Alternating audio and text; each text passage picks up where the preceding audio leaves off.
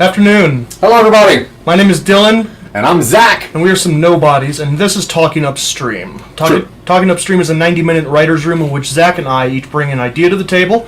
We use the whiteboard behind Zack, and we develop that idea into something that we can probably produce or pitch to someone later. Yeah, the reason we call it Talking UpStream is because what we're trying to do is talk our way up to a streaming service, whether that's Hulu, Netflix, Dylan's favorite Quibi, whichever one really we can get onto. That's the point. So we are Some Nobodies. We are content creators. You can go to somenobodies.com and see all the stuff that we're doing. And what we're trying to do is just help people, like Dylan said, just learn how to get an idea from just basic idea of like, hey, this is kind of cool, all the way down to, okay, let's start storyboarding this out. Yeah. How you doing, Zack? I'm great. Yeah? Yeah, I'm actually very great. All right. Now, the fires here are a little troublesome. It's not fun being outside, and we're not supposed to be inside, so we're got kind of a catch-22 situation right here in Colorado. Weird. Yeah, but Annette, how are you? I'm tired. I'm really tired of not being picked up by a streaming service, which is what we're here to fix. Yeah, I know. I saw all of your tweets to Quibi, and I know. They're going unanswered. I know. They're just leaving me on red. It's awful. You can do that on Twitter? They're doing it somehow. God. Maybe they got the clout. I love Quibi. Maybe you should push for the Peacock. That's that NBS. NBC? Aim high. I like it. Yeah, whatever. We need all right. All right, cool. So if you were here last week, then you remember that. What story did you bring last week? So I brought a story that we wound up calling Trap Fruit. It's about a plant which can grow plant-based meat.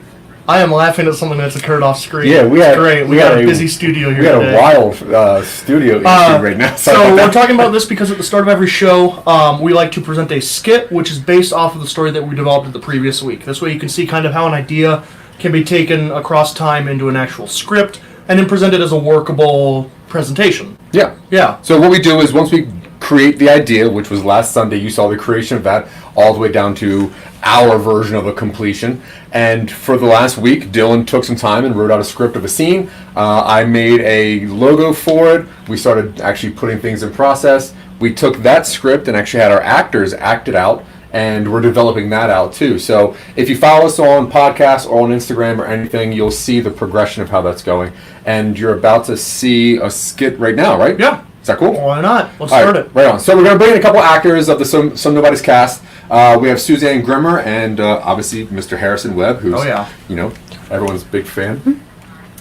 And man of quality.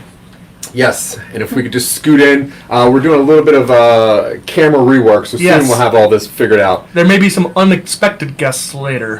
We'll see what happens. That's true. The real world often intrudes, and you just have to roll with the punches. Yeah, but I hope not. But Dylan, do you want to introduce this scene? Sure. So this is one of these scenes from Trap Fruit. This is when the character, so from the basic story, Phil is a young man who works at a greenhouse. Hilda is a sister who also works at the greenhouse. One day they come across a plant that seems to be producing fruit, which texturally, taste-wise, physically, is kind of equivalent to ground beef. So this is them presenting that to a local news station in an attempt to capitalize on that discovery. Let's see. Suzanne will be reading for Hilda. Harrison will be reading for Phil. No. Kirby Keys. Kirby Keys. Zack will be reading for Kirby Manson, and I will be reading for Phil. And the set instructions and producer off screen. Yes. All right. So we will begin. Fade in. Interior. Newsroom stage. Morning. Phil and Hilda stand on their marks behind a mobile counter. It's before the news airs and the lights are low. The trap fruit sits in its pot on a counter. A plate of trap fruit sandwiches sits nearby. Phil bounces nervously. The production crew goes about their business. Hey, are you with me? Yeah, I'm just, nervous. Hey, listen. You need to be here. This is our break. It's all uphill from here. Are you sure that thing is gonna draw that much attention? Are you kidding? Have you seen that thing? It's horrific. A real affront to God and nature. The Kirby's will love it. I don't know. Hey, I need you to listen. This is our break. You know V's been getting bored. You know she needs a big life. She deserves the best. Because she is the best. I love her. She's the light of my life, and I can't lose her because you're too scared to go on Kirby and Kirby. Then why don't you propose to her? The plan's been filed away for years. I've held off because you're my brother. But I'm warning you, if you mess this up and I have to take a side, I won't hesitate to throw you under the figurative bus. And if you hurt V, it'll be a literal one. Alright, geez, point taken. A pair of news personalities stride across the stage. Kirby Keys and Kirby Manson, the faces of News 65's Kirby and Kirby in the Morning. They're coiffed and generic with dazzling smiles and empty eyes.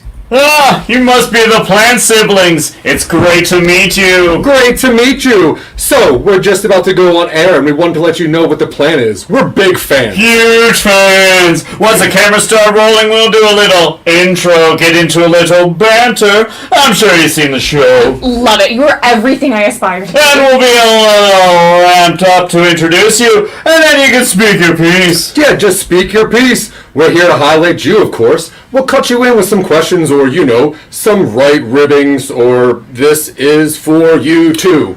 Great, so I was... We'll be ready. Hideous little thing.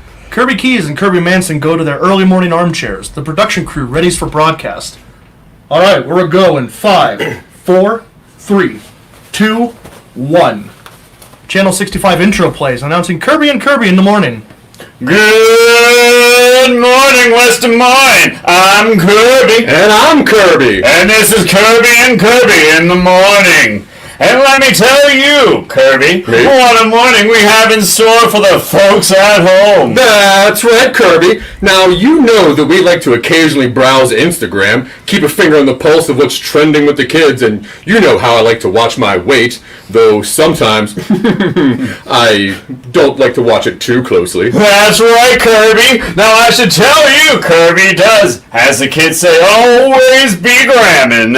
And we did find something pretty cool while looking through your suggestions. And our guest today worked for the Hamsterton Greenhouse right here in West Des Moines. Let's see what they brought today. That's right, Kirby. Please welcome Philip and Hilda Smith, employees of Hamsterton Greenhouse, right here in West Des Moines. Hi, thanks, but it's actually Hammerson. Good morning, Kirby and Kirby. We're glad to be here. Great. Now, Phil and Hilda, if you don't mind, go ahead and tell us about yourselves, Hamsterton Greenhouse, and what you brought for us today. Alright, so we work for Hammerson Greenhouse here in West Des Moines, and I was there at work one day. I do the social media management for the business, and we got this plant drop off by someone anonymous, and, well... Yes, we're the only producers and purveyors of this new trap fruit. Delicious and nutritious, trap fruit is a 100% natural-based protein which is produced naturally and in-house. Plant-based protein? You mean like tofu? That's right, Kirby. So we actually brought in some trap fruit samples here. Everyone takes a slider, the Kirbys look skeptical. Now, this has been sliced and sauteed with just a little bit of salt and pepper. They take bites. Reception is positive. These wine rolls are so soft. So exotic.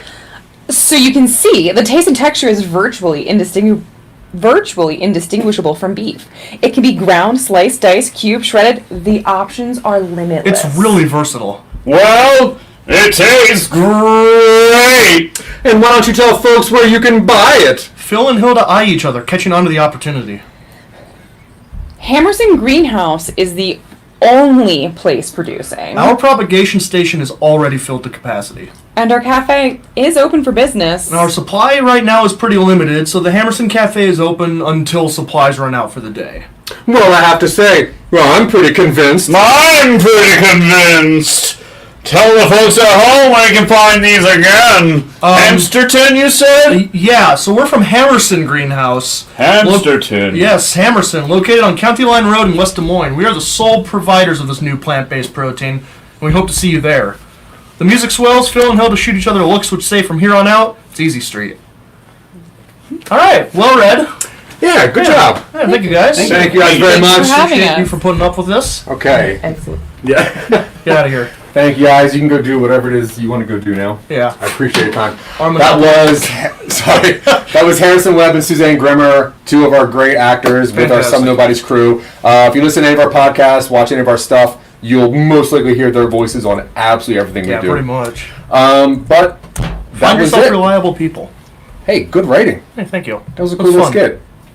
I like doing tongue in cheek, like ironic news scenes. Yeah, I thought I was going to be Phil until we started, and then I thought you were too. I know I was really pushed to Before you the. had the parts out. I was pushed for the newscaster after All seeing right. Harrison play it this week. Oh, So yeah. that was really interesting. All right, do you want to get on with this week? I think we're good. Yeah. Do you want to explain what the next step in the show is? Yeah. Okay, so what we do here is this is where the big focus of the show is. Every week, what Dylan and I do is we prance around Colorado or do whatever it is that we're doing. Branson. Yeah, you definitely prance. And we come up with some ideas, and we kind of sit onto them, we hang on to them for a little bit, and then we wait until Sunday, and then we bring them to each other, which is our normal meeting time. But now we're doing it like this. So we're going to bring two ideas to the table, and then we're going to discuss which one is going to be fleshed out and Yeah. worked all the way through. All right. Do you want to go first? Yeah, I can go first today. Okay. I went back to the well a little bit this week. Yeah. We did a Magic-y ghost story 2 weeks ago. Meaner Kind of Magic. Yeah. Where the teacher dies and the students put the wrong ghost in. I went back to like ghost swapping.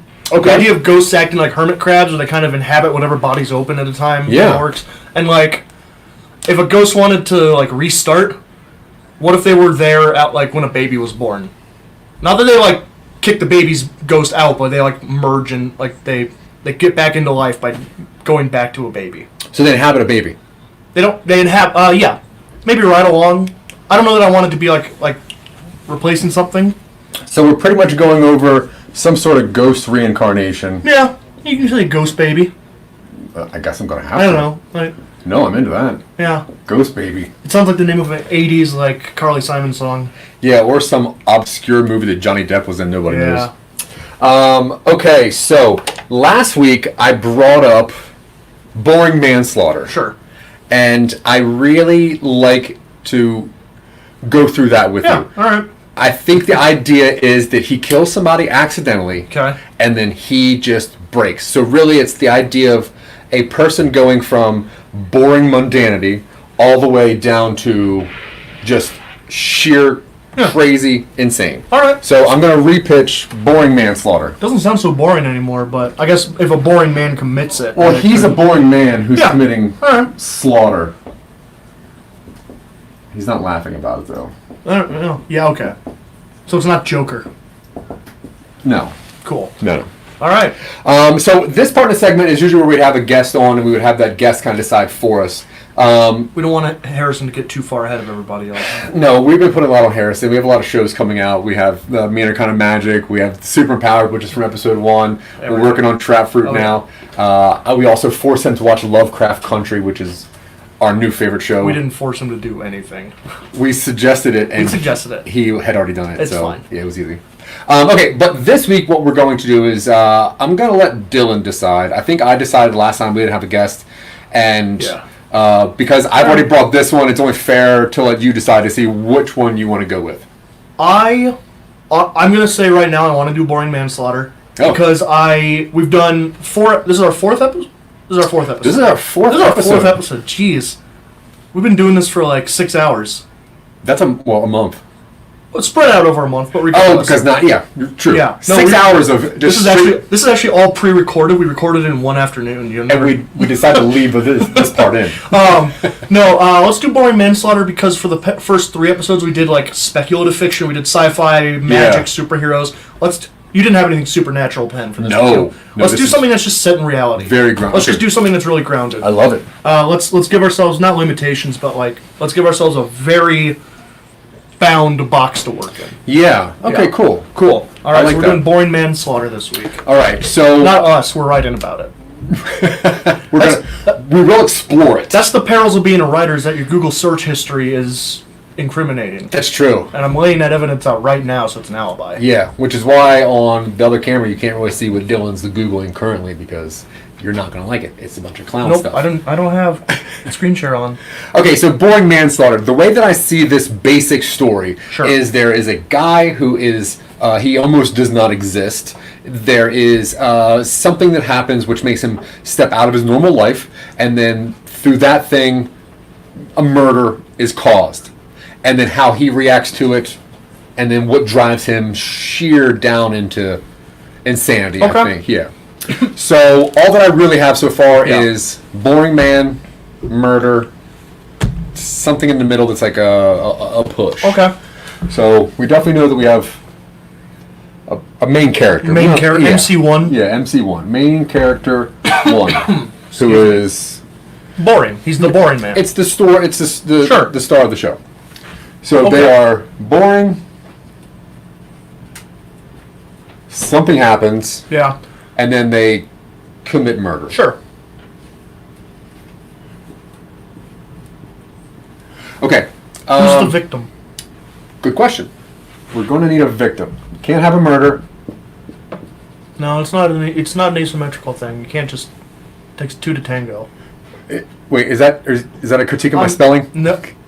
No. Is victim with an E or I? No, you got it right. You're the writer. Yeah. Don't do this to me. I'm not. The fracture begins. If Mark Lee's out there, please let me know if this is how you spell this. Stop calling on the members of the audience. You're using all your lifelines. Okay, so we have our main character 1, and we have our victim. And we also know the start of the timeline, Yeah. roughly. Yeah. Very close to it, which is Oh, yeah. No, that's good. A big event. Which in this case is probably... Do we want the murder to be that soon? How much of this is the lead up and how much of this is the kind of consequence? Lead up is very, very short. I think that the point is watching our main character suffer. Okay. And for the record, we always use male pronouns, and I apologize for that. It's just kind of how my brain normally works. I identify as a male. I know you do. I know. I'm You tell me all the time. At home. Oh, okay. Well, now you got that. But no, I would say that the big event is the start of the thing, which pushes them out of their normal routine. And I would say the murder happens very early on. Cool. I think watching this person deal with it should be the majority. Sure. So murder is down here. All right. What makes this guy boring?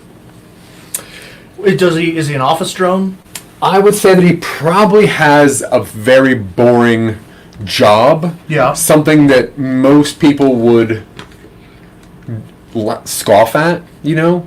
Like Retail. like some sort of retail, yeah. That'd be cool. And we can relate to that. Yeah, retail manager. I like that a lot. Oh, he's management. I That's fine. I emphasize it like that. I feel for I feel for some reason if this person is say like 30 or 40, Yeah. and you're like, what do you do? And you go, oh, I'm a manager of Dick's, and you're like, okay, All right. Dick's is a relatively large store. yeah, that's true. But like, I don't know why I'm defending him already. Yeah, no, retail manager. Why not? yeah, I think that should work out. It gives him a reason to be disaffected, for sure. And so, okay, Dick's is actually pretty interesting. Yeah. Because let's just say that this person does work at a sporting goods store. Yeah. That could actually be a very cool tie-in to the murder, because I mean, a sporting goods store there's a lot of stuff in there you can kill somebody with. That's true. It's not just even hockey sticks can be if you use it right. Yeah. Yeah. So I think that could maybe tie into it somehow. So Yeah, let's okay. work on that. Okay, so we have our main. Cool. Does he have any family or significant others?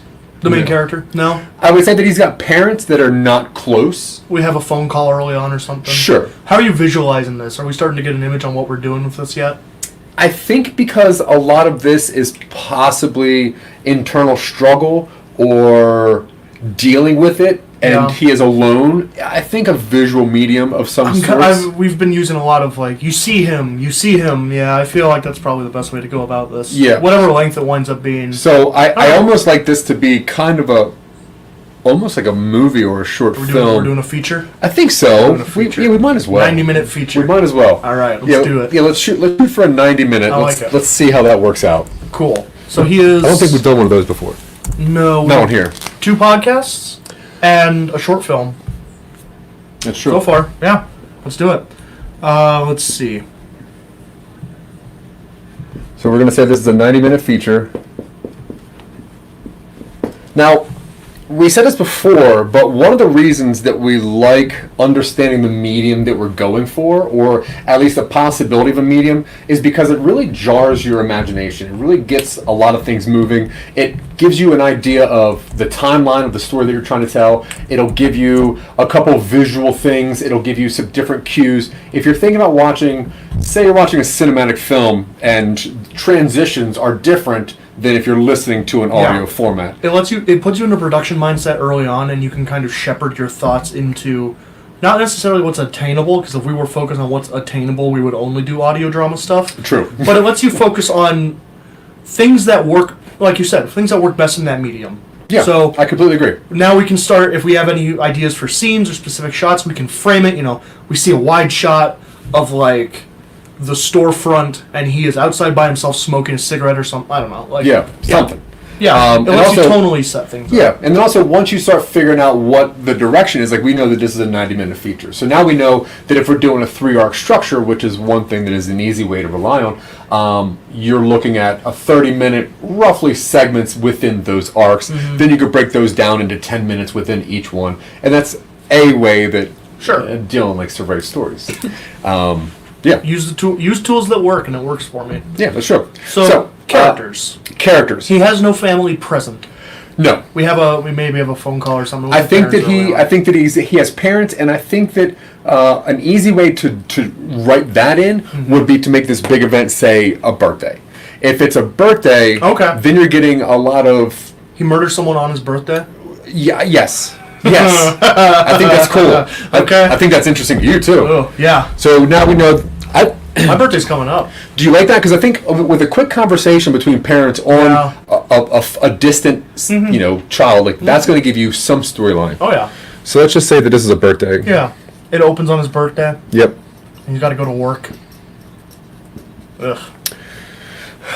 Well, let's say he has off his birthday. Okay. Because that's just I didn't think about him murdering somebody on his birthday, which is very good. No, I like that a lot, and that's a really. We'll file that away for a different. No, I like that. Let's push that because I think that's interesting. So he has off on his birthday. So, and if he needs a push, let's say because of the conversation he has with his parents, I should probably write this up here. So I think because of the conversation with his parents, he goes off and does something that he would not normally do. Okay, so he's boring, so he's going to go be adventurous in some way? Let's just say that he's like 30, 35, 40, and it's washing over him that he's lived kind of a boring life so far. Okay. So he wants to go and do something. All right, let's make this person a man. Just because I think that there's interesting things that we can talk about with it being a man too. Like, the underlying toxic masculinity that all men are, live with. Yeah. So let's just say that because he feels so upset that he hasn't done anything He doesn't work at a sporting goods store, so he's got that. Maybe he's like looking at the rifles or something, and he's like, I'm turning 35 this year, and I'm gonna go bag me a deer." Yeah. And then someone is like, "Have you ever been hunting?" He goes, "Not yet." It's like, maybe don't start with a gun, maybe start with a crossbow or something. I think that's interesting. Because it's cooler than a gun. Well, it is cooler than a gun.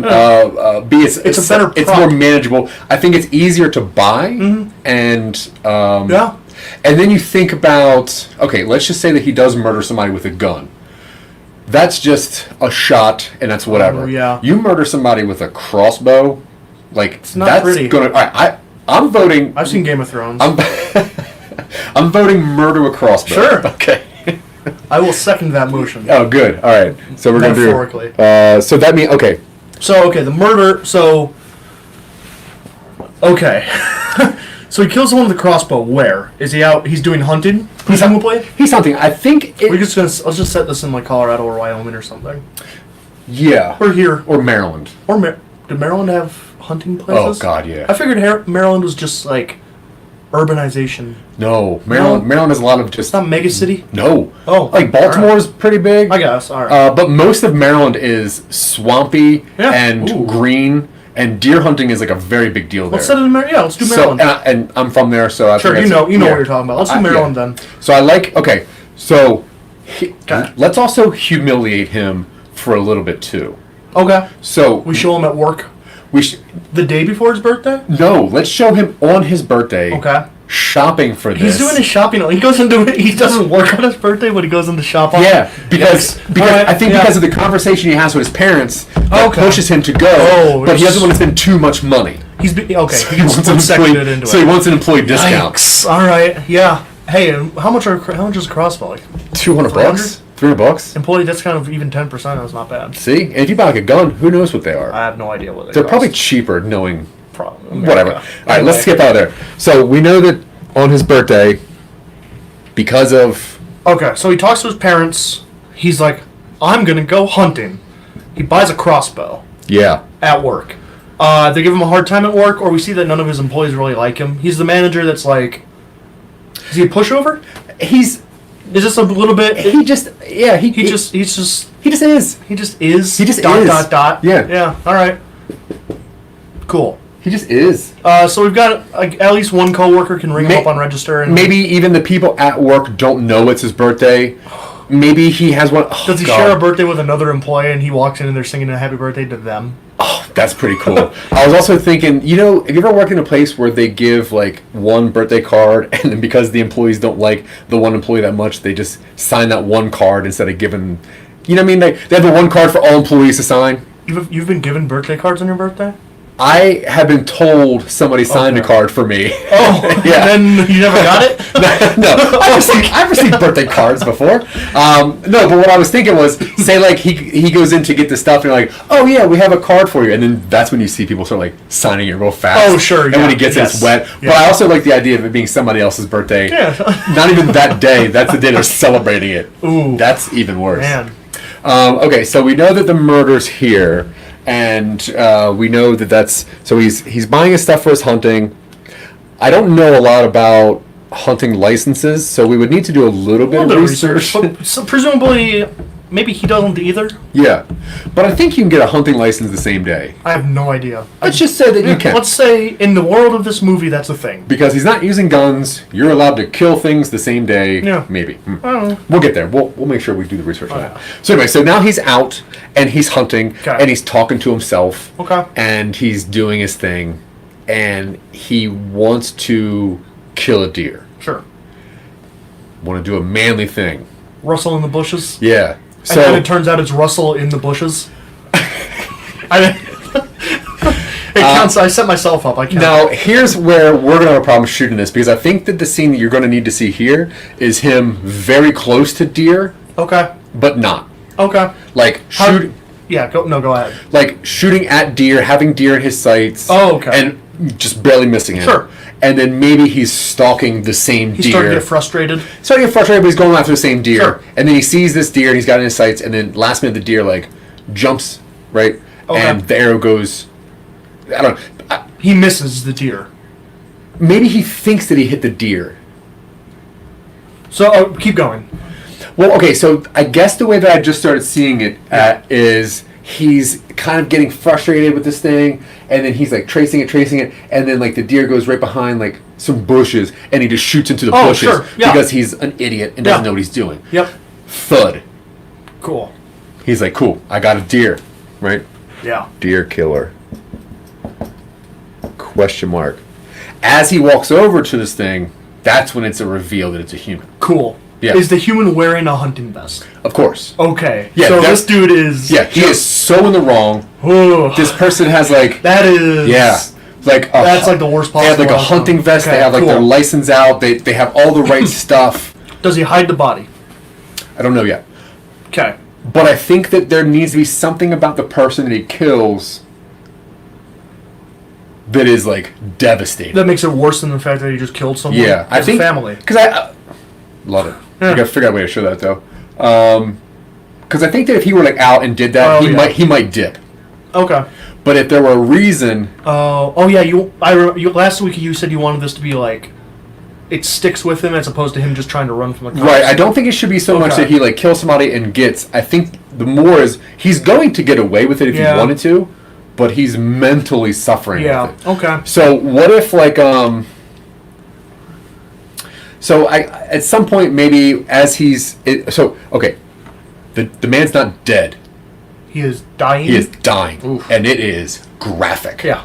So it's got to be like the neck or the Ugh. eye or like, you know what I mean? Like Yeah. the I'm armpit. in. Yeah. So it's got to be. So that way maybe our main character gets a little closer to the body, and that's how somehow we can reveal either one of those things where like, I don't want to do something cliche like, as the guy's dying, he pulls out a picture. What's that? Puts his hand up on. Oh. He does the fin. He does the fin. Force Awakens with the just the blood on his face. Nah, I don't. You know, every time I see that, I always see Nicolas Cage in Face Off doing that. Yeah. And it's always been like, waterfall. So I think,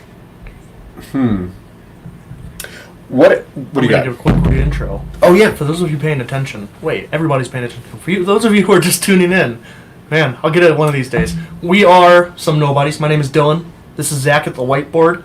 The whiteboard is what we're using here in our 90-minute writer's room to develop one of those two ideas at the top. We chose boring manslaughter to develop into a pitchable, producible, potentially idea. Something that we will have a firmer ground on which to build later. Yeah, we're not really sure exactly where this story is going just yet. But we never do. No. But so far, what we have is Boring Manslaughter, which is just a base title for it. We kind of figured that the best way to show this is in a 90-minute feature format, just because of the elements that we're going to use, a little bit of the tension that we're going to kind of try to throw into it. We do have only two characters so far, just our main character, one, who I think is a man, and it is his birthday. We found out that the story takes place on this main character's birthday. They have a weird conversation with their parents, which pushes them into, I guess, the world of, I want to do something bigger, I want to do something better, or I guess at least more manly. Who knows? We'll get there soon. We'll get there. So he buys a crossbow at his own place where he gets humiliated on his own birthday, which I think is very funny. Good touch. Thank you. And he goes out and he's hunting for deer in Maryland. Yeah. I like Maryland. Can you deer hunt on Sunday in Maryland? Is Google autocomplete result? Well, that's only because on Sunday in Maryland, up until recently, you could not buy alcohol.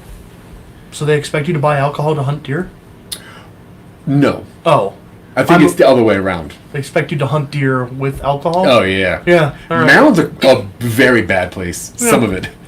Anyway. Okay, so now, yes, we are developing this idea, and this is kind of the rundown of what we've come up with so far. Yeah.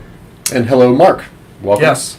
All right, so now we know we have our main character, we have our victim. And we do know now that our victim needs to be... Mark is suggesting that he calls a timeout, and all I can think of is Saved by the Bell. He's calling a He calls it timeout? Zach Morris timeout. Yeah. No, Ethan. Ethan. Ethan? Do we know Ethan? I don't know Ethan. I don't know an Ethan. I grew up, there's an Ethan in my church. Yeah, there's Ethans in every churches. You think so? I don't know. All right, whatever. Wait, the show's called Time Out? I don't think that works. I don't like that. What did Mark say? He said, how about he calls timeout with a capital T, as if he thinks it will stop the slaughter. We're staying away from supernatural stuff. I don't know. Yeah. I don't. Hi, Mark. Okay. Causing trouble as always. It's going to be an emotional timeout. Yeah. So we know that the victim is a family person. And it's a bad murder. And I Oh yeah. but gruesome. it's in the scope of murders. It's worse. How do you spell gruesome? Swap the U and the E. See, honestly, Grass- that's why we got a whiteboard, Grassum. is so that we could, so I could constantly just rewrite words. All right, so it's a gruesome murder. Only because, and we're not really into this kind of stuff per se, but I think that to push the emotional strain on the main character, it needs to be the kind of thing that really resonates with him and something that's really going to sink in. So it is a crossbow murder. I'm going to say like to the neck or face or something. Yeah. Something where, whatever. I don't know exactly how to get in that the family... You said you don't want him to have a picture? I don't want it to be something as generic as he pulls a picture out of his pocket, like While he's sitting there on the ground dying, he's just like, check this out. That's one of my least favorite movie tropes is like when somebody's dying, the thing that they need for the emotional impact is available. So what if like I don't know, what if like he's like has he's getting a phone call or something, or it says like whatever her name is with a heart next next to it. Wife, Very clear. wifey, or Wifey. Oh, so people have wifey in their phone? Do people put their wife in not under her name? I don't know. That feels really. I don't know. Yeah. So okay, so it just says Jessica. Hello, wife. Well, I mean, but if you have it, it is our husband. Hello. I'm doing grocery shopping. But whatever her name is, that shows up on screen with an indicator. Maybe her like contact picture is like them like holding a baby, holding each other. They've got a baby in it. Holding a baby. Man, this is just gonna be punch after punch. Yeah. This is great. Okay, so maybe as Arrow person is laying there, whatever, phone's ringing. Yeah. Maybe How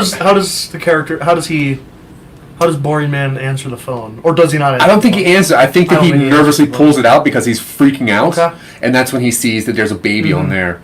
And Cool. I like that. Now my question is to you, what do you think someone would do if they were a very boring person and they just murdered a father of a family?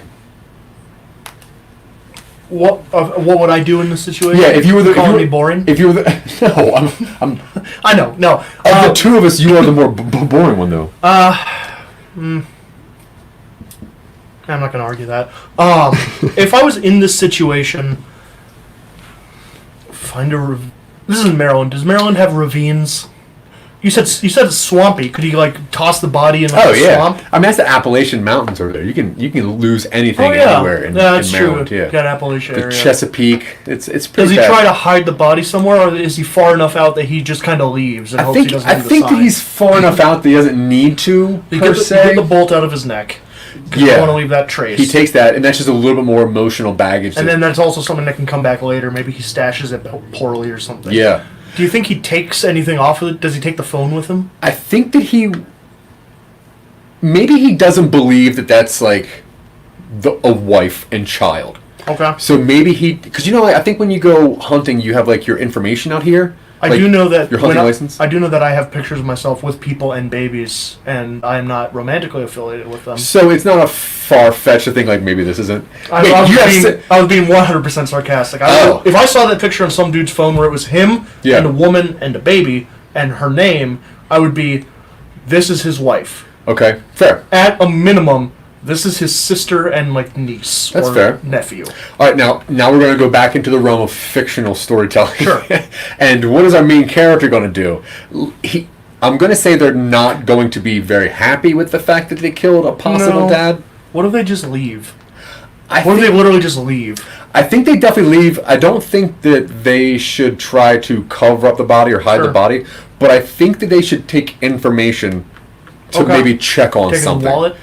I feel for some reason that like hunters have. I have no idea what's on a hunter vest. Yeah, I'm going to say that they have like their hunting license out, I think, and that has like your address. I think that it would be interesting in storytelling purposes if our main character. Wow, Mark is really hitting us up with the hunting information out of Maryland. Oh, cool. Loaded crossbows are not legally permitted to be leaned against or within any vehicles. Leaned against? You can't lean on a crossbow when it's loaded. I wouldn't. No, me neither. Somebody would though. All right, let's write this down. All right. Don't lean. He says there has to be safety on it, but this dude doesn't strike me as the sort of person who would use it. Or at least not check it. No. And also, I mean, safety mechanisms are treat a weapon like it's loaded and ready. Yeah, always. If you don't know what you're doing with a weapon, don't have one. No. Jeez.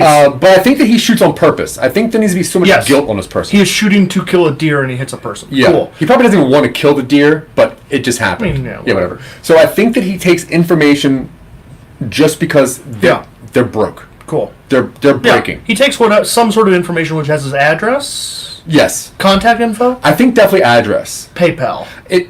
I don't know how that's going to help him. I don't know. Now he has the family's PayPal account. Although the address, I do like the idea of him maybe like not stalking the family, but watching, checking on them. Just checking on them. Yeah. Ugh. Ooh, that actually gives me a very. That's gross. That gives me a very creepy idea. Yeah. Okay. So he kills the guy and he leaves, and he doesn't cover the body, and he takes his info with him. Takes the info, takes the bolt. Yeah. How does he react when he goes? Does he go to work the next day? I'm just trying to skip. I'm just trying to like. No, you're right. He's going. Yeah, he goes back to work the next day, and he's struggling. He's struggling. He's having a hard time. I can relate to that. Like I know. I saw you wearing his Velcro shoes, and today I was like, oh god, he's struggling. But even so much that like maybe the employees at work realize it. But someone calls him out and is like, "Hey, I just know. Are you all right? Yeah. You've been a little less peppy. Something. It's very good. You've been a little less." And then they trail off. Yeah. How does he respond to that? Well, how about before the next day though? What if he actually does drive by their house and sees like the woman and the baby just waiting outside? They're waiting outside. Just waiting for the husband that's not answering the phone, not home now. They're just waiting. What if he can see into their like kitchen window and she's like making dinner for herself or something, and she has no idea that anything bad has happened. Oh, yeah, that's even better. And then this will be when he drives past next, he sees that, I don't know, maybe she's distraught or maybe she's like celebrating. Yeah, I like that. I like him better that he like drives past, looks in the window first, and they're just doing things like, oh my god, that's a family. Oh no, this is a nice house in the suburbs. This is a family that I've ruined. They have like a dog toy in the yard or something. So I like the idea of him going to work the next day and whatever. So we're going to go back to work. I think that we should somehow start showing him making wrong choices due to guilt and stress. Okay. While you were talking a little bit ago, I had the idea that maybe he feels responsible for this family now, and he starts maybe like leaving them money. He has their PayPal account. He starts wiring them money through PayPal. No, like what? Like leaving like cash? He empties out his own bank account and just leaves them like cash. He just doesn't know what, because honestly, like if he's going to just tell on himself, he knows he's going to get in trouble. He doesn't want to get in trouble, but he doesn't know what to do. So what else would he do if he's trying to do the quote right thing? Right. Leaving cash on. I think it's funny that he leaves cash. Oh, this guy. Thinking that this is like maybe this will help. This is gross. Yeah, I like it. Yeah, I wanted to give you something interesting to write. Yeah, and I think this is pretty creepy. This is gonna be fun. All right, so where are we? Let's get caught up here. I think we are. He has just seen. So he kills the guy that afternoon. He comes back from wherever he's hunting. He drives past the house on the address, sees the wife is happy. There's a family in there.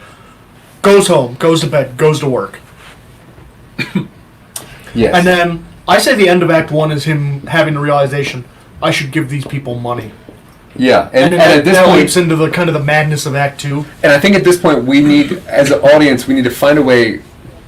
As the writers, we need to find a way to let the audience know that this is the wrong decision. Like we know as the audience this is the wrong decision, but this main character 1 thinks it's the right decision. So you know what I mean? Like just start showing him making poor choices. Yeah. So I like the idea of him. Like maybe he goes to an ATM and he just takes out as much as you can. Takes out as much as he can. Which I think is $500. Yeah, I think it might. You have about $500 per ATM thing. I've never pulled out $500 at once. So because I almost like the idea of how embarrassing it is that he's leaving money, but it's not even like. It's not a lot of money. Yeah. So his first one is just the ATM of the max amount, which I think is $500. It might Should we have? Is one of his birthdays at like the end of the month? He has to pay rent, and he's like, he has a rent check in one hand, and then he's looking maybe at his like phone like balance or something, and he's like, I can withdraw half of this. Yeah. And he withdraws half of it, and it's like $140. I like that. And then it's just 720s. And if he is a manager of this retail place, maybe he starts skimming from. Oh, yeah. Yeah. So, and he's like trying to find more money, which ultimately might lead him down to doing like real crummy crimes later on. Sometime in Act 2, he's like counting cash at like the office or something, like the manager's office. What if there's a real crummy cash grab crime montage here? Sure. Just bottom of the barrel, like pathetic.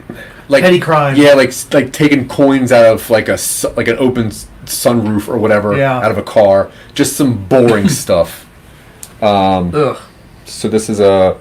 Do we want to give this a sympathetic character in any way? Do we want there to be like a side character we can like?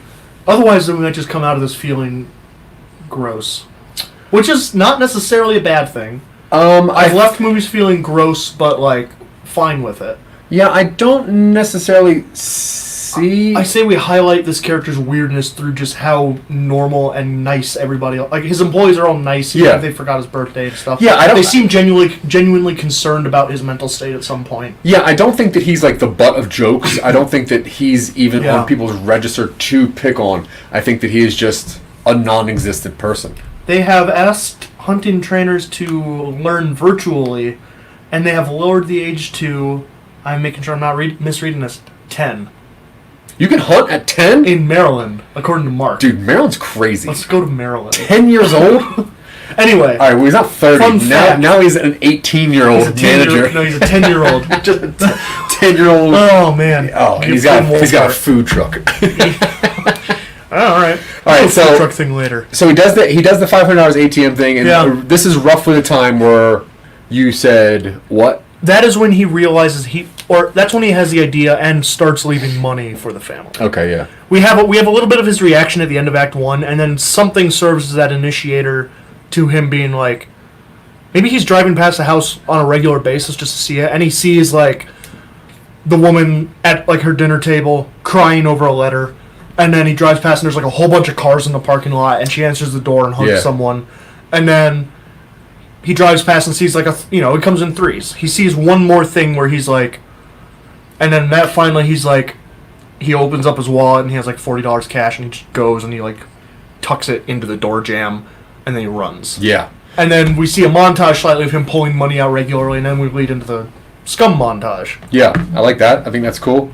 What do you think should happen right around... what should the second arc-ish thing be? So I guess we're he's still losing his mind, kind of. Yeah, there's like a mental decline here, but only due to guilt and like just assumed responsibility. Do we want it to come from him, or do we want it to be an external force?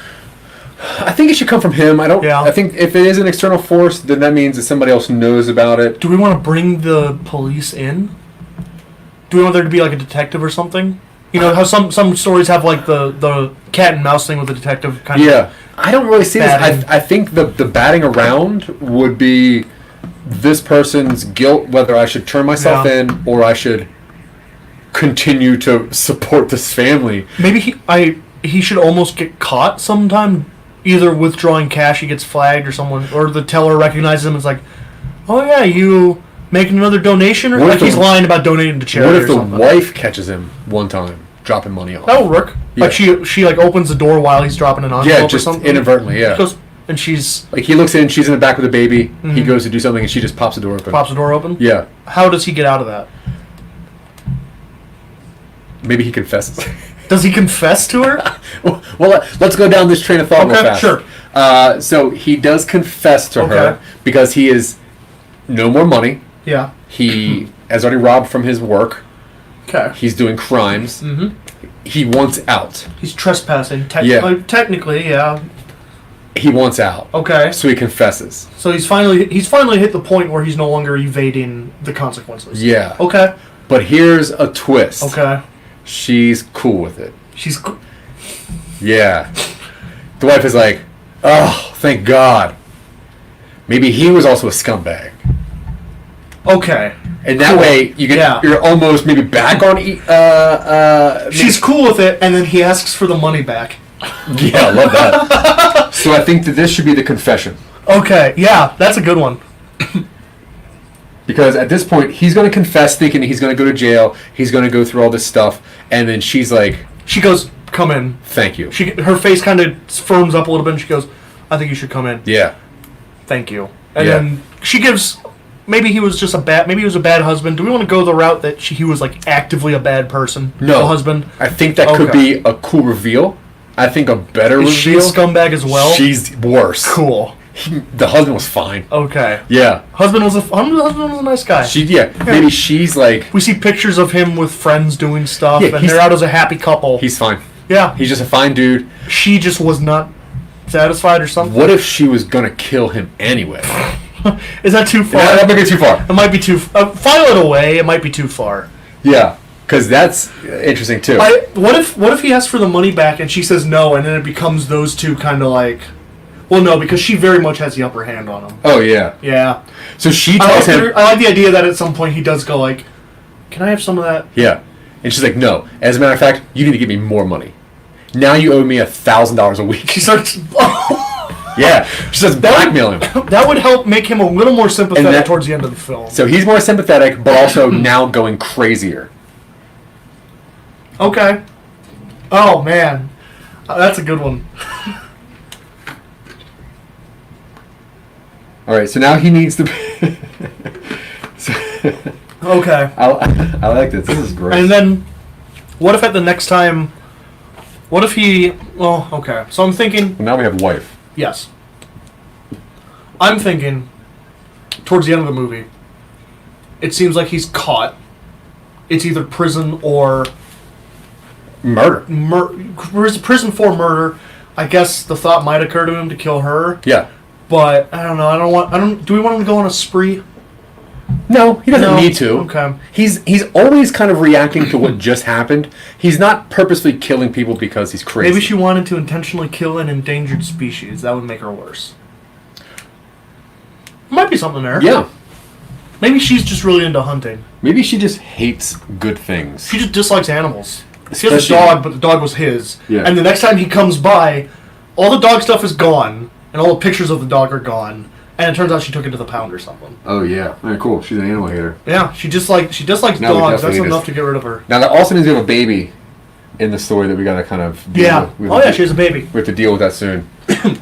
So what if like the Phrasing. wife? What if the wife was like like a crime boss, or Okay. something? Okay. And like she just hired or she married just a mundane person, whatever. What if she has a criminal history? Yeah. I think crime boss might be a little... I feel like that might be a little much. The 290s. All right. So I don't know if it's 290s. It just feels like... It feels too big for this story. So she's Because then she would have resources. Yeah, I would. But if she's a criminal... I was trying to give her What if she got away with something? also murder Yeah. Oh, maybe. of a bald eagle. She's a poacher? Yeah. That's not bad, actually. She's killing pandas. That's not bad. And she was trying... And her husband was a nice guy. She was roping into it with her. And that's why maybe the husband, this was his first time hunting because he wanted to learn how to do something with his wife. Yeah. Okay. That's gross. And I'm loving it, yeah. Now I feel bad for the dead husband. Well, yeah, you're supposed to. Well, yeah, I guess he's murdered. Because at first you're like, There's oh, he's a that. bad guy. There are Okay. several endangered turtles in Maryland. Cool, she's a turtle hunter. Cool. She's got some shells on her wall. And she like wears one as like a shoulder pad. Brooch. A brooch. Little baby turtle shell is a brooch. She's Ugh. a God. turtle poach. Everybody in this story is just the worst. Yeah. Turtle Poach. She's That's gonna be the name of my bluegrass band. Can I be in that? Yeah, sure. I have a jug. You can play your Black Panther ukulele. Oh, good. Okay, so I'm going to say that. All right, so we still need the ending. This part is just him. Does he come clean at the ending? And maybe drag her with him, but ultimately, does he come clean or does he come clean? Does he get away with it? Does he die? Those are the big three I see for this. Neither. He kills her. He kills her. He kills the wife. Okay. She's bad. And then what? She's real bad. Sure. And then what? And then there's the baby to deal with. Oh, we do one of those like we do a fade to black. We do a clever fade to black. Okay. So either he takes the baby, possibly on the run, and then you think like, oh, he just stole this baby, whatever. And then there's a reveal later on that he never had the baby to begin with. But that's kind of bad because where's that baby? Tonally, how do we want it to end reflecting on his character? Do we want to end on a net positive or net negative? He is net negative. Okay. He's crazy. Okay. Yeah. Okay, so this is a full descent. This is just a descent. Okay. Yeah. Is there This any movie glimmer is- of light for anybody at the end, or is it just like... The baby possibly, and the people that he works with. Okay. That's it. They get a better manager. The dad is dead. The wife, I think, should die. Yeah. Yeah. Because, sure. Do they do a War of the Roses thing where they are simultaneously responsible for each other's deaths at the end? They're dangling from a chandelier and... I almost like leaving it that this person might have got away with it. He did? Yeah. Okay. Like, just not so much, like, legally got away with it, but just, like, walks off into the sunset kind of thing. Gotcha. Like, you're not, maybe the audience isn't very sure. We at least don't see the consequences delivered. Exactly, Okay. yeah. I when initially thinking about this and over the last hour talking about this, I like the fact that this is just a straight... This is rough. This is a descent into black. Yeah. Like, I like it as just, like, the white is a boring, and it's white because there's no color at all. And it goes from white But to you add black. too much of it. Yeah. Too much of white, then you get black? No, never mind. I don't think that's how it doesn't works. scan. So somehow we got to get to the ending, which is just black. Which makes me think that she should die. Yeah. So she dies. Baby's left ambiguous. Yeah. Does he walk off with the baby, or does he leave the baby? I don't know. See, I'm kind of stuck there because that's two wildly different stories you have. Yeah. He takes the baby, then you have like... With all of this, I think a baby death might be too much. Yeah, I definitely... I think that just is. I think that's too grim No. for what we've. I'm not even suggesting that. Okay. That's not a question. Okay. Just Yeah, saying. maybe like... Yeah. Maybe we hint at it at first, but as a quick reveal too, it Sure. Yeah, I don't know exactly what this is. This is a lot of maybe a super cool fight, Okay. but like cool in like the Pineapple Express kind of way, where it is very grounded, very like History of Violence, which I know you dislike. God, I hate that movie. It's a good movie. It's not a good movie. It is. It's not. Anyway. No. All right. Eastern Promises. I haven't seen that. No. No. Oh, it's good. All right, I believe It's it. also Viggo Mortensen, but he has tattoos. I'll probably like it more than. Yeah. I think a fight scene in some parts should be in here. Yeah, I like, and I mean, just like my own taste-wise, I like fight scenes. I'm imagining it happening in the kitchen. Yeah, kitchen / hallway. She has a not an island counter, but one of those that come out from the wall with the open gap, so like Yep. she can see the dining room, and we see over the counter them just kind of like she's very clearly more experienced at fighting than he is, but he's like 6'5" and lanky, so he can reach. He's lanky. Oh man, and he's also crazy. and now. it's not a fun fight scene, but No. it's just mean. And it has to end. It's got to end in a very visceral way. We'll figure it out. I Yeah. don't know if we want to go into too much No, visceral we don't have to. detail on But I'm this. just saying, like, there's no Yes. question what happens to wife. Yeah. And then whatever happens to the baby, not really sure about. Okay, so the main characters, we have main character 1, who is our person who is nothing going into sheer descent into blackness. How old is this? How old is the baby? Is it like a toddler or is it like a newborn? I'm just for fairly- the sake of like, do we get a shot of like him looking down in the crib? Do we get a shot of him seeing like a race car bed? Are there toys around? Is there like a wheeler? I'm just wondering. Yeah, I'm guessing. It also affects the family's relationship. Yeah, I'm thinking that to make the beginning part of this as powerful, it needs to be somewhat of an infant. That also means that when we get the reveal that she disliked him, she's angry that he died and left her with this newborn. Yeah. So it makes her even worse. Like Yeah, she's like, she's bad. thank you, but now I have to deal with this thing by myself. She's the big bad. Ugh. He's the little bad. Okay. Yeah. And then maybe it's one of those things where like it ends with like the cops, like in the background, sirens or they whatever. pull up to the house Yeah. after reports of noise. Okay, so where are we at? It's about 3:30. Yeah. Let's do a quick recap. If you just tuned in, we are Some Nobodies. I'm Zach, I'm Dylan. and once again, we Yeah, are Some Nobodies. yeah. I really messed You're up. burying now. the lead on this, Zach. They don't know who we are. Anyway, this is Talking Upstream. It's a show where me and Dylan, we come to the table and this beautiful whiteboard with 2 ideas. And what we do is we work our way down from those 2 ideas down to 1 idea. From that 1 idea down, hopefully, to about a pitchable idea so that we can start working on it to create a podcast, a TV show, a comic book, whatever medium we find that is probably the best suited to tell the story that we're trying to tell. We call it Talking Upstream because what the goal of this show is for Dylan and myself to be able to talk our way up to a streaming service. Hire us. Dylan's favorite streaming service is Quibi, without a doubt. He has very short-term memory, and he He likes 10-minute segments. That which is bit's great. gonna get old one of these days. Probably not. I doubt it. Okay, so and once again, I'm more of a Vimeo guy. you're a Vimeo guy. I don't know. You just like free content. Daily Motion. So if you're tuning back in, we started going over a story about a boring manslaughter about a man who, because of a push of life and whatever else, he accidentally kills someone while hunting for deer with a crossbow. He's trying to figure out what to do with the knowledge and the guilt and everything else. So we think that it's kind of interesting that he decides to start leaving this person just money. So he starts dropping off just brown bags of money. He maybe at some point will steal from his work Yeah. Oh yeah. to put some money there. Yeah. No, he's gonna go. If we're doing a full descent into darkness, he's stealing from work. He's stealing from maybe like a restaurant. Like he does the counter lean over. Oh, gross. Yeah. He doesn't do anything too heisty because he's not competent. He's not competent. But he's gross and sleazy. He is sleazy and right. greasy. Yeah. So we do have this montage in the middle, which is gonna be really fun to show. Yeah. Mental decline picks up around here. Then right around the 2/3 mark, we think it's pretty interesting that he gets caught while trying to drop off money, and He gets blackmailed into bringing her more money. confession. Oh, yes. To blackmail. Yeah. So we're gonna say he gets caught here, which is a pretty big deal. So here's where our non-hero gets caught. He gets caught. He confesses to the wife.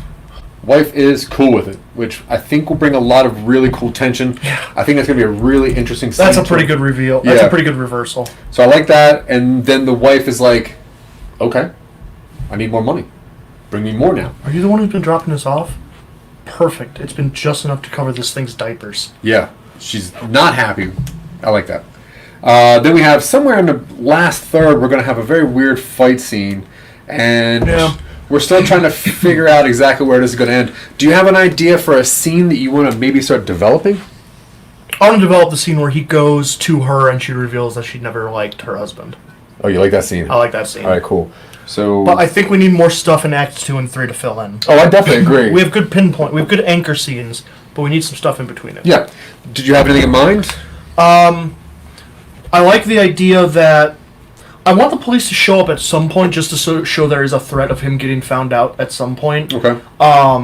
Maybe he doesn't take the crossbow bolt, and they trace it to the store. Like maybe he just maybe he had hunting gloves on, so he's, Oh, yeah. and they find the So we bolt. go back to the store. Yeah, then. so the cops show up at the store, and because he's the manager on duty, they question him about who bought stuff that day and ask for receipts. Yep. And then he has to do. Maybe that's a scene of him briefly showing some competence where he prints off everything except page 45, which has his receipt on it. Yeah. He's So like- this is a very Fargo scene right here. It shows him going, and he goes in, and he's like, print range 1 through 44, 46 through 95. Yeah. And then it skips 45. And then we don't necessarily have to have the cops show up very often, but I think in Act 2, there's the threat of him getting found out. Does he attend the man's funeral? Yes. Then we have the scene of the funeral and be near the beginning of Act 2. Yeah. So that's right around here. Well, Let's see. how long does it take them to find him? Because he was out hunting. They would mark him as missing first, probably. Well, there would be a rough area of where he would go. Yeah, the wife would know. Also, let's not waste time. yeah, if they have a GPS on his phone, they'll find him right away. He doesn't do anything. So let's say they find him out the next day. Yeah. The wife calls in, whatever. So next day, which means you got about 3 or 4 days. maybe a Why week would she until- call him in if she dislikes him? Unless, I guess, well, I'm thinking is there ulterior motives to him going... Does him going missing put pressure on her in some way? Well, earlier I did suggest that if she is that bad, maybe she was already going to try to kill. What if she owes money to someone, and she wants to make sure that he's... And he not that he's involved, but Well, that would make sense. That would be a good reason why she tells him I need more. Yeah. So she owes. Okay, so now. She owes money, and he's like a financial guy or something. So the wife owes money too.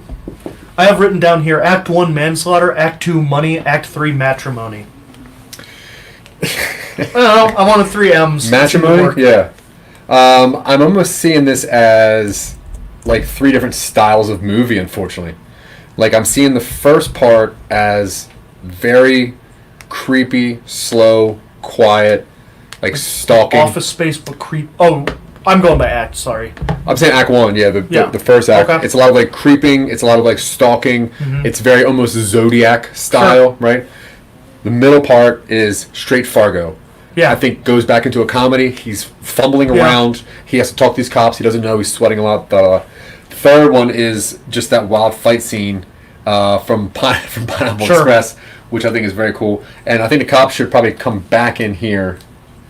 Because if the cops are close, then they notice that there's a missing page. solves the baby problem. Yeah, they know that there's a missing page, so they show up at work again at the beginning of Act 3 after he knows he has to steal more money for her. Yep.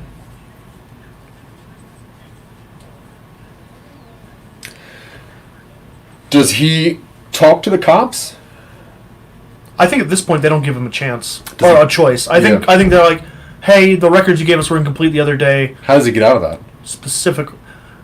Maybe that's the start of him running, where he was like, "Oh yeah, let me go print this off in the back," and he just leaves. He just leaves, and he goes to her and he goes, "I don't know what to do." Yeah. Does he seek help from her at some point? Is he that sad? Yeah, he probably goes. She's the only person that he knows. Yeah, really. she's the only person who will help him. So here's the run. Okay. So he runs to the wife. And I maybe the cops should show up at his work fairly certain of him, probably later in The second he shows up to the wife, she just walks right over and calls the cops. Come on in. You've been made. She walks right over, calls the cops, and that's when the fight starts. He tries to hang up the phone. And then they just fist fight. Yeah. Okay. Get a knife out of the knife block. She calls. Maybe she shouldn't call cops. Maybe she calls the people that she owes money to, and I kind of like that she calls the cops. Yeah, but she's also a very bad person. She is. I imagine she covered her tracks. What if she said she didn't call the cops? And then he. But if you overhear the conversation, it's like, you need to get down here and kill him. No, he's causing trouble. Yeah. And he's suspicious that she is only using pronouns, or something. Yeah. Yeah, like she never states it's a crime committed. She goes, "Yeah, he's here." Yeah, get here. And then maybe he thinks that she's talked to the cops or something. Sure, bring the cops if you want. That's not bad. Wife calls somebody. I think that's a very cool scene to be like, "Hey, you're the only person I know." She's like, "Yeah, come on in. I know it's crazy." Just immediately walks right over. Why are and you makes a here? phone call. Yeah. Yeah, sit down. Do you want water or anything? She brings him water. I'll be right back.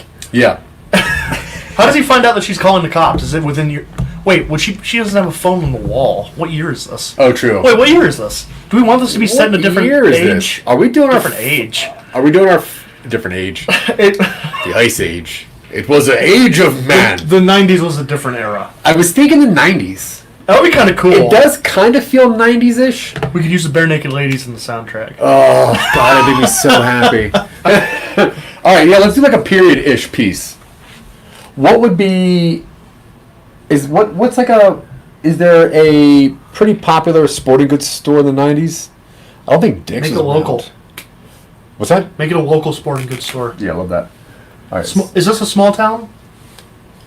If we're setting it in Maryland, you know small towns in Maryland. Will this fit for a small town in Maryland? Sure, this could easily be Elkton. Yeah. All right, Elkton it is.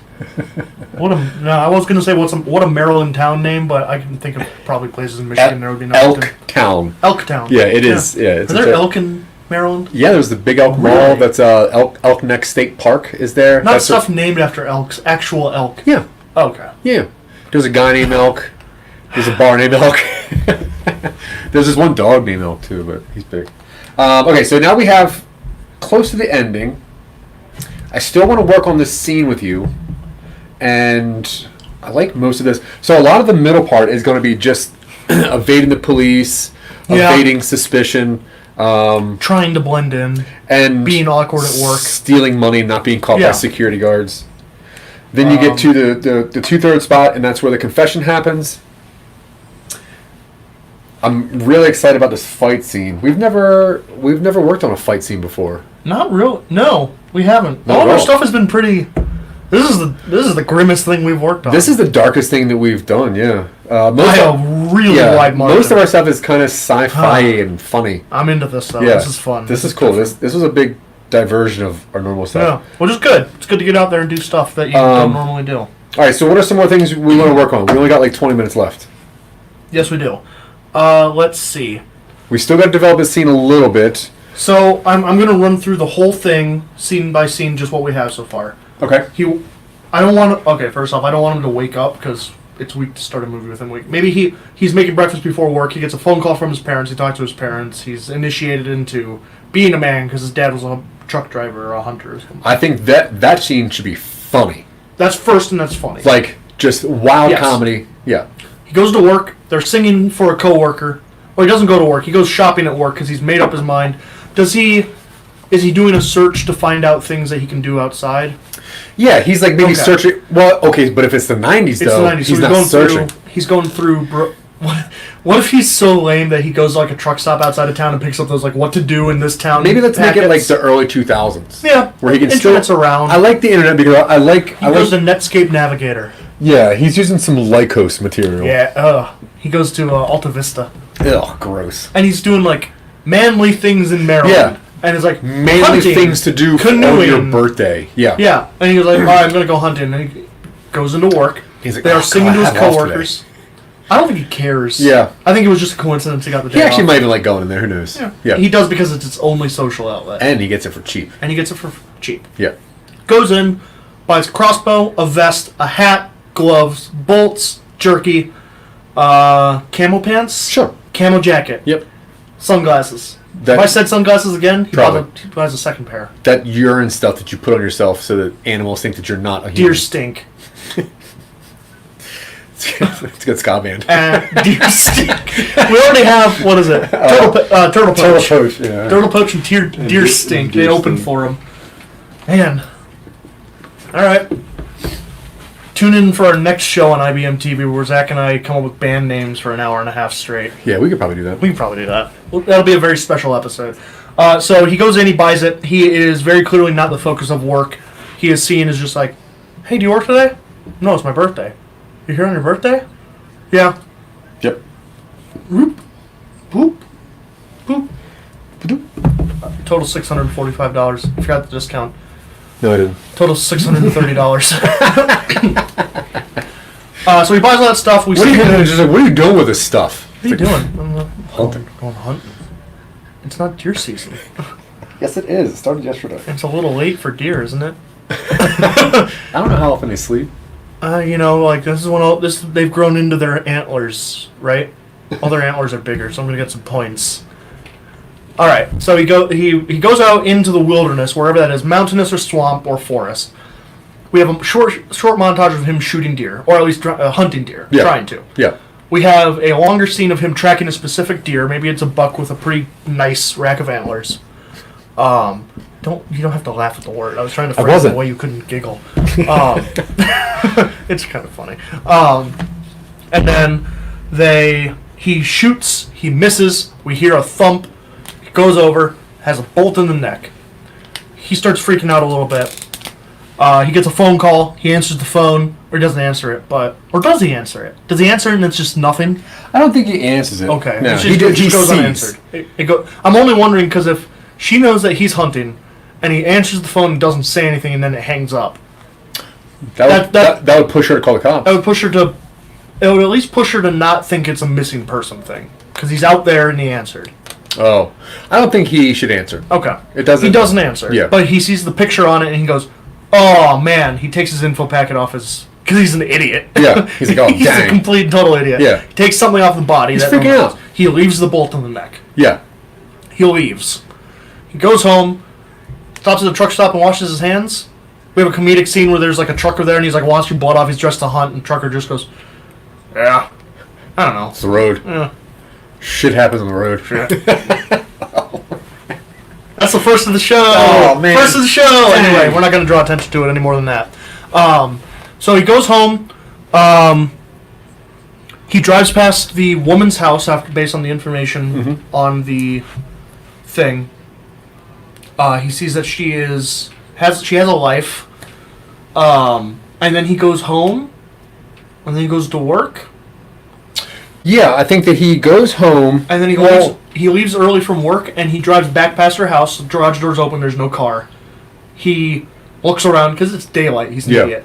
He looks around, looks in his wallet. He's got $40 cash. He runs up to the door, sticks it in the door, runs back to his car. Door's open. Hazards are not on. Yeah. And then he drives off. It's a nice suburban neighborhood. And he has that conversation with himself, like, $40, that's just nothing. $40, what are you doing? It's just so stupid. What are you going to do with $40? So Short montage of him going to... He goes... Maybe he goes back to work. This is his lunch break. He does a very skittish work day. Mm-hmm. Goes home. Rent bill is there. He looks at his balance on his phone. He has a flashback, maybe. I don't know. Maybe a flashback to... Or no. Maybe he just sees... He has a pile of hunting gear on the floor where he left it. And he sees that, and he looks at his balance, and he looks at his rent bill. And you see him doing the mental math. See him at the ATM. He withdraws maximum. We see him write a check for rent. Or, we see him do rent separately. We see him withdrawing money for some other reason. Mm-hmm. It's late at night. He's in the suburbs. He puts on a scarf around his face. I imagine he doesn't have a ski mask. He somehow covers his... Maybe he's just doing this. He has a t-shirt. He does a t-shirt up over his nose. Such a loser. Maybe he cuts 2 eye slits in his t-shirt and pulls to his forehead. Does he... Presumably he leaves the cash in an envelope on their porch, maybe? Yeah. Does he write anything on the envelope, like, sorry? No, because that would leave handwriting. Yeah. Or does he, because it leaves Maybe handwriting? he writes, like, more to come or something. Just, like, not knowing what to do. I don't know that more to come, but I like that he writes...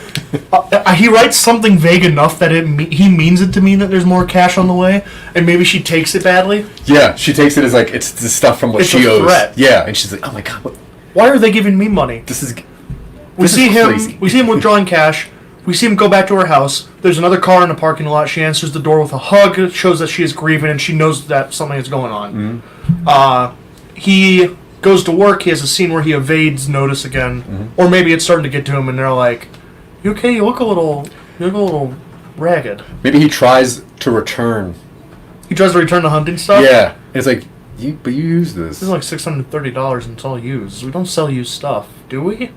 But it's broken. It broke. It was broken before I got it. I never and used he it. does not succeed in getting to return it. Yeah. Right. Okay. But that might be a cool scene later on where when the cops come in, they're like, hey, did you know anybody that... He goes to the funeral. Mm-hmm. He leaves an envelope under her wiper with cash in it. Yuck, yeah. And that one says, I'm sorry. Yeah. That one says, I'm sorry. I'm sorry. You know why. I don't even think that. I think it's pretty clear. Yeah, right. And then... So the funeral's in here somewhere. Yeah, the funeral's in there somewhere. I suspect probably either the midpoint. Do we want it to be the midpoint of the movie? Where he sees the impact fully? Maybe a lot of people are here and they're all really upset. Whether it's the midpoint, it's definitely a crux for him to go try to get more money. Yeah. Because there's a lot of people consoling. He eventually gets ragged enough that he goes to her to confess. Knocks on the door. This is the scene we will expand on. Hey, I'm the one who killed your husband. Oh! Cool, this makes it easy. Come in. What? Blah, blah, blah, blah, blah. I was never much in... he was fine, but I'm, this is great you're here. You've been giving me cash. Yeah, is there any way I can... If you're cool with it, can I have that back? No. If you don't give me more, I'm going to the cops. Yeah. And they'll believe me over you. Because I have your DNA on these envelopes. And presumably... Yeah, and your handwriting. You're very clearly not very bright. Yeah. So you're going to get me more cash. How much? I'll let you know when you're done. We get a montage of him throughout Act 3, stealing money for her specifically. It's not very long. We get the scene of the cops coming into the store. Oh no, I forgot the cops in the Act 2. Yeah, cops come in. Is that after or before the funeral? I think it's after the funeral. Okay. Because maybe they see him at the funeral. Nah, probably not. It's after the funeral, but that's also because they found the bolt. They traced it back to some sporting goods store, and they're canvassing sporting goods stores. It's a specific deer hunting bolt that is made locally and sold locally. Yeah, so we're doing the rounds. We want your receipts from this span of time. Yep. He goes in, he does the little Fargo scene where he skips the page, hands him the packet, says if there's anything else you need, buy. Ask. Yeah. So we did that scene. Beginning one, cops go back to his work. Yep. They mentioned that there was a page missing, or some sort. I don't know how they print off mass receipts. Maybe they did this in the 2000s. He has all like missing info. Yeah. They're like, yeah, we're missing a span of time. Is there any way we could go through your records? And he goes, yeah. Let me go get you the hard copies. and he leaves. Yeah. He just walks out of the work. He climbs out of a window that isn't outside. It's inside the building There's somewhere. an interior window? Maybe it's... Do they have a shooting range? And he's like... He climbs back through the window. Maybe it's like a Cabela's where he's like hiding behind like the fish pond and like hiding through like the gun range and stuff. No, so they come to him in the office, and he goes, "Yeah, I'll go get that from the computer up front." Goes out, climbs up a window. He's in the shooting range. Climbs back out the window. One of his employees sees him, and he just goes, "I'm out for the day," and just brushes past. At this point, he is effectively writing off everything as his whole life. Cool. Walks out, gets in his car. The cop car's there. Maybe one of them sees him leave, Yeah, probably. or someone in the car. The chase is coming. He goes to the woman's house, is like, "Hey, they were at my work. Like, I'm sorry, I don't have cash for you. I know this isn't a payment day." And she goes, "All right, sit down. Would you like anything to drink?" He goes, "I need some water." Gets some water. She goes, "I'll be right back." Goes to her house phone. He immediately is like, "Oh God." He vaguely hears her like, "Yeah, hi. No, I know I'm not really supposed to call, but someone's here." And he goes, "Wait, what?" And he goes in and he overhears like the tail end of her conversation where she goes, "Yeah, no, like I'll try and keep him here. He says the cops are after him. If you want to come get him." He goes, "What do you mean?" And he barges in. We get the fight scene, and it's mean. It's nasty. It's not fun to watch. Yeah. But it's gonna be fun to choreograph. Yeah. And This is just straight kitchen she utensils. dies. He kills her, Yeah, it's like a very bad fight. or at least leaves her in that situation. I think at this point, how badly is he hurt? He's not dead, but he's not dead, but he's pretty hurt. yeah. It She could could probably take care of herself. There also is probably like a scene where you're curious if they both killed each other, that kind of thing. Yeah. And then the cops come, and then they walk through and they just see the wife there. Oh, sure. So I think that's. Do we always want to do interesting. that, or do we want just? Oh, the wife is there and the crib is empty. Wife is there, dead, crib's empty. Oh, Scene cuts. because his last beneficial act is like, I gotta take care killed of this both the baby. parents. I have to take care of this Gotta baby. take care. Oh, And it's him just giving man. money to his baby, and the baby doesn't take it, so he just takes the baby. Oh, he's trying to give money to the baby. Tries to leave it in the crib, and Yeah. the baby's just like, And his little book says, "I'm sorry," and he's like, "Oh, fine." oh, Yep, and that's the end. ugh, gross. Yeah. Cool. Yeah, he takes the baby. I think that's a really satisfying ending. I think that's good. to this. Okay, so I like this scene here, the confession scene. That's gonna be Yeah. really cool to work that in.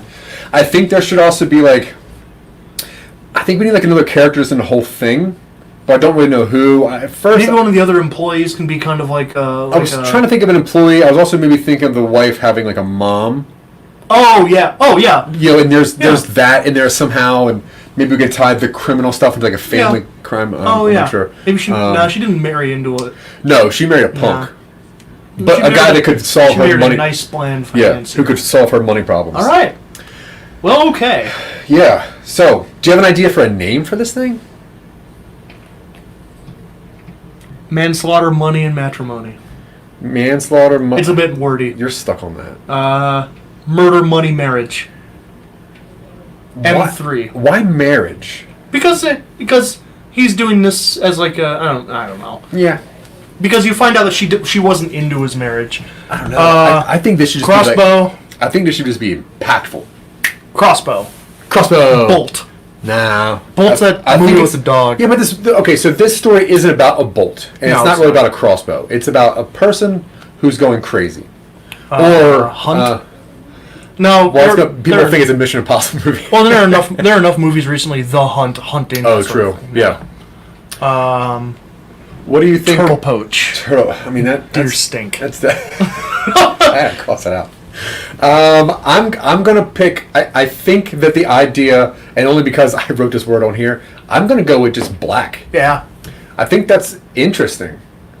Like I think that if you, although it might not be enough information, but I think that if you were to summarize, I can see that on the this poster very full nicely. the color black. With like a crossbow and like a stack of money next to it. Yeah, that's gonna be cool. Spotlight But if you on think it. about what sums this up, it's just darkness, and it's just It's pretty grim. it's a guy going. This is not a dark. good time. Yeah, cool. All right. I like it. Cool. And I will. So we are wrapping up. All right, this thing's called black All right. for right now. I like that. Yeah. So we will open next week with a written scene performed in which he learns that not only did he help her out, but he's been helping her out, and now he's going to be forced to help her out. That's going to be easy because that's only 2 characters speaking. Yeah, and narration. Finally. Yeah, good. Good. Finally just do it with ourselves. We don't have to invite all these hangers on. Oh, man.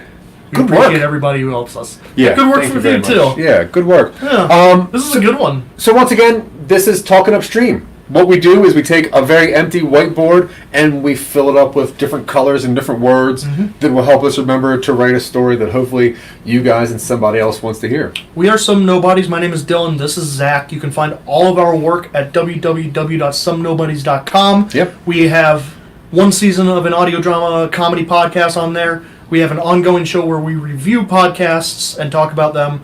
We have started a new show where we discuss HBO's adaptation of Lovecraft Country, which is great. That show comes on roughly every Monday, to be determined because we only have 1 episode, 1.5 episodes. Yeah, we're going to publish those every Monday. Every Monday, you can go find those. We do Talking Upstream every Sunday at 4:30 Mountain. No. 4:30 Eastern. Yes. 2:30 Mountain. Eastern Time, 2:30 Mountain Time. Yeah. And then otherwise, just go to the website. You can find me personally on pretty much any social media at Vorpal Words. Yeah, you can find me anywhere on social media at Noah Body. Yeah. Thank you for watching, everybody out there. Thank you to Harrison and Suzanne for performing. Thank you for Jared Gleason writing that song you hear in the opening and the outro. It's called Quantum Realm. It's used with permission. Then thank you to IBM TV for having us. Yeah. Thanks to Mark Lee for paying attention to us. We like that. Thanks Mark, to I read every one of your comments, even if I don't respond to them. That's true. He does tap on the floor, let me know that you have one. And thanks to Miss Kim Calhoun. We appreciate your support also. Thank you guys very much. We appreciate it. Tune in next week. We're going to do some more stuff. And now we fade out. Yeah, fade out. Maybe. Possibly.